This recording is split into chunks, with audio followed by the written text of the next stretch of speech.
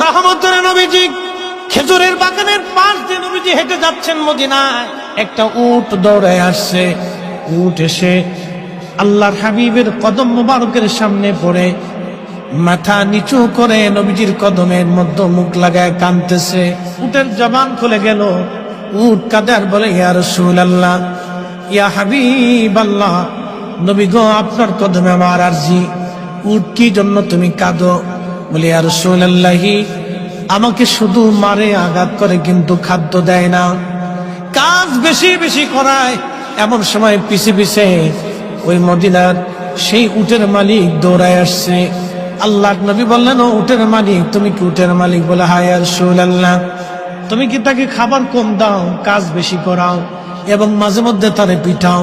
বলে, ইয়া রাসূলুল্লাহ, কি করে আপনি জানলেন? বলে, উট এসে তোমার বিরুদ্ধে আমার কাছে অভিযোগ পেশ করেছে। একবার জোরে বলা যাবে কি আল্লাহু আকবার?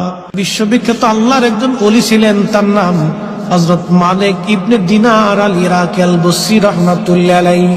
হযরত মালিক ইবনে দিনার তিনি প্রত্যেক বছরে মক্কায় হজ করার জন্য ইরাকের বসরা থেকে আসতেন। এক বছর তিনি হজে আসলেন, হজ শেষ করলেন। হজ শেষ করার পরে আল্লাহর দরবারে দোয়া করলেন, আল্লাহ, আপনি দয়া করে আমাকে জানান কার হজ হলো, কার হজ হলো না। আপনি দয়া করে আমাকে একটু জানান আল্লাহ। উনি দোয়া করলেন, কান্নাকাটি করলেন, আল্লাহ, এত মানুষ হজে আসলো, কিন্তু দোয়া কবুল হলো কি হলো না জানা নাই।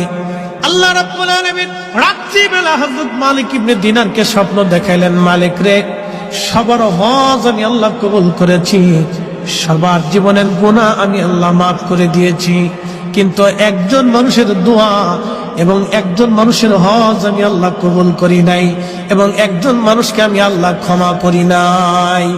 লক্ষ লক্ষ মানুষ আমি মাফ করছি, কিন্তু একজনকে মাফ করি। তো মালিক ইবনে দিনার ইরাকি বসরি খুব চিন্তায় পড়ে গেলেন যে ওই একটা লোক যদি আমি হই, তাহলে আমার জীবন বরবাদ হয়ে গেছে। ওলিরা তো সবসময় আল্লাহকে খুশি করার জন্য নিয়োজিত থাকে। একসাথে বলবেন আল্লাহু আকবার। ওলিরা কাকে সন্তুষ্ট করতেন? আল্লাহকে, রসুল। ওলিদের কাজই ছিল আল্লাহ তার রসুলকে খুশি করা। কত পদ্ধতি দিয়ে তারা আল্লাহকে